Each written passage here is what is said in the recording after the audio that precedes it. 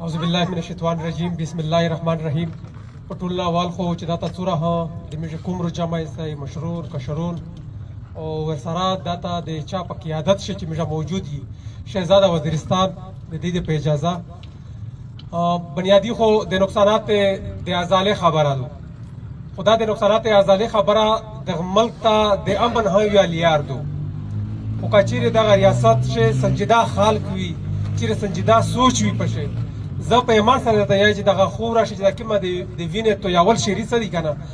دا ټول خبره د سره تړلې دي د مو نقصان خالی د مو د کورې په نقصان باندې نه دی شوی د مو د مارکیټي نقصان خالی نه دی شوی د مو د کلچر نقصان هم شوی دی د مو د روایت نقصان هم شوی دی نن د مو د غزون چې کوم دی هو د نن شهزاده وزیرستان چې نه پیژني خدا د تاریخ د مو د تاریخ نقصان خو وشه کنه د تاریخ نه بیل دی نو دا ټول نقصانات شوی دي د مو د قبایل سره نه چې د مو کې ما ازودي وا ازودي رو نه سلب شوی دو دا ټول دغه چې کوم جنگ دی دا ټول خبره د هغه ازودي سره د هغه روایت سره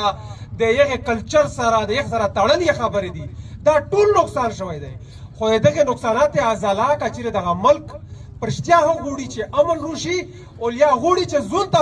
یا لیار پیدو کو زه بیا خبرم د ډیر کنفرم یو دا یود وسوس دی چې دا ملک زه وینم چې دمرو شاخشي دمرا چې سولینو کوي دغه کوم ته دا یایو چې دا چې څوره هده مو نقصان شوی دا په کوم شکل شي چې شوی دی دغه ټوله ازاله په چار دو او یغه ازاله اولی شروعات دغه وی چې د مو دغه کوم کورینه رنګ کړی دي بظاهر چې کوم نقصان دی یغه نقصان ازاله دا وکړو او دغه پندال دغه کوم ته د یغه کمیټي واپس روتاګ چې هغه کوم په بندلوس یشته چې ته د مو د سروې په حواله سره اوز چکا دغه دا کوم ته روتاګ د کوم نه د پیغام ورتاګ دا په خپل یعنی دا پیغام د ریاست چې دا خبره ده د دې جدي وروخلی په تیر جرګه شدنه ام پی ایس اف دا خبره وکړه چې وفاقي حکومت 54 ارب روپے منځري کړی دي دغه د حواله سره او دا خبره هغه وکړه چې د کول په 2 لک شدنه و دا پروسس و کمپلیټ هشي خو بهرحال زدا یایو چې هغه هم بیا خپل هغه کردار هغه چې کومه د چک ټیټو بیا راغره شي کې دې شي ممکن د دې د پورا نوي تر سوچ دې سره بیا کوم نه وداري حکومت څه شي د سره دغه کمیټي چې دغه کوم جوړه کړی دو دغه کمیټي سره بیا چې کوم نه وداري نو دا پورا بیا دغه شی ممکن نه دو د ریاست مسله دغه دو چې دا شدنه چې په انګریزي شورته یې چې کیلسنس یعنی دې شدنه ډرازوته بهسي دو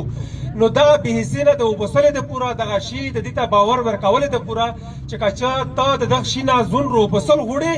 نو بیا ته دا خلک ته ازاله زر تر زره ورسوه نو نن میژه دغه د ریاست ته دا پیغام ورکوي چې د میژه د نقصانات ازاله وکا دغه کوي څنګه غوړ لوس چکستای چې د میژ د نقصانات ازاله وکا او په اړه بعد زه د امن هو یا لیار دی تا ورکوي شو میژ تر د حکومت سره د لیار شته دی بالکل یې لیار شته دی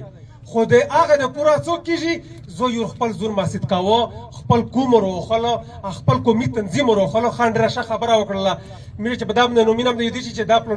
پلونکای صدر دا پلونکي صدر نه مش خالی ماسید یي مش خالی پښتون نه او دغه خور مالکونی کچره د ریاست غوړي چې دای زون ته لیار و بوسي نو مې سره هغه لیار شته چې دته مې هغه پل په جوړ کی چې دای را په پوره شي او مې او دای ها په امن شه ژوند وکړو ډیره شکریا من